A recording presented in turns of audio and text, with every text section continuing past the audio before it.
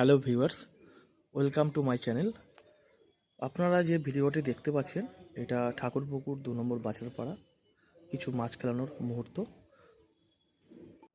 আপনাদের পুরো ভিডিওটি দেখার অনুরোধ রইল। ভিডিওটি যদি ভালো লেগে থাকে তাহলে অবশ্যই আপনারা লাইক অ্যান্ড কমেন্ট সাবস্ক্রাইব করে পাশে থাকবেন। ধন্যবাদ।